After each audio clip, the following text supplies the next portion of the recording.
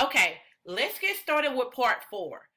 Part four, we're going to go over what is a dependent or what's considered a dependent.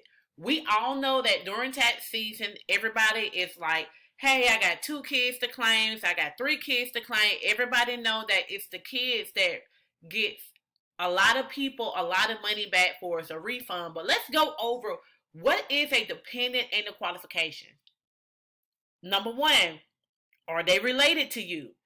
The child can be your son, right here, daughter, stepchild, foster child, brother, sister, half brother, half sister, stepbrother, stepsister, adopted child, or any offspring of any of them.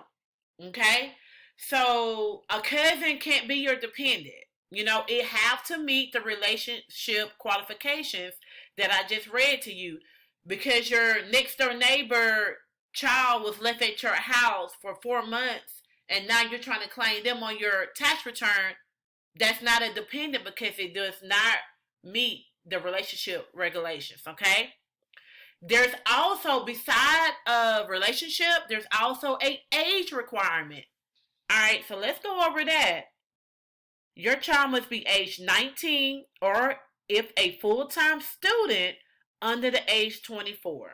Okay, so a dependent, once they meet the relationship status under the age 19, you can claim them as a dependent.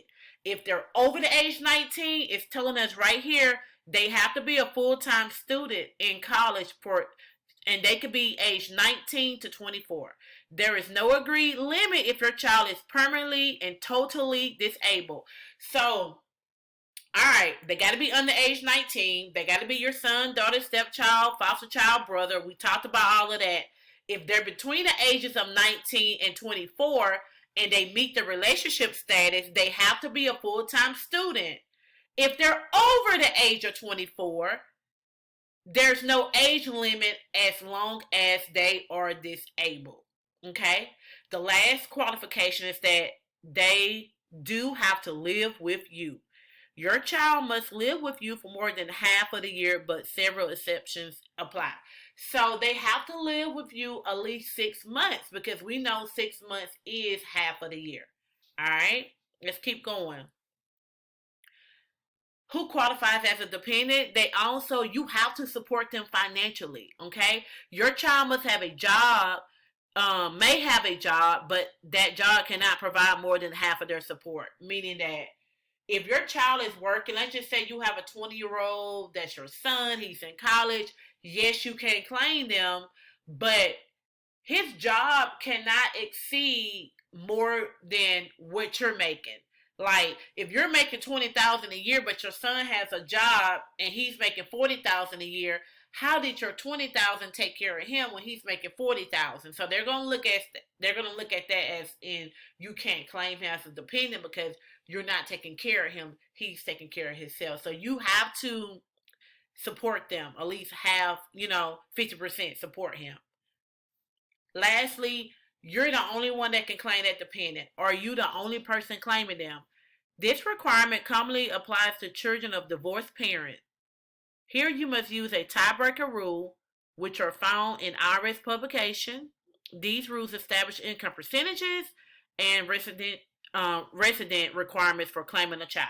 Okay, so if you have a divorced couple, let's just say that the mom has him 6 months of the year, the dad has him six months of the year. I have never seen that. Usually one of them is the full time and the other one get visitation. But there's a tiebreaker rule.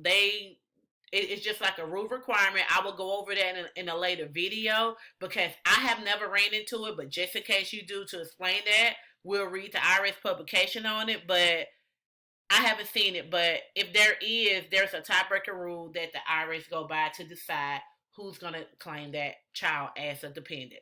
Okay, this is the end of part four. I'll see you on part five.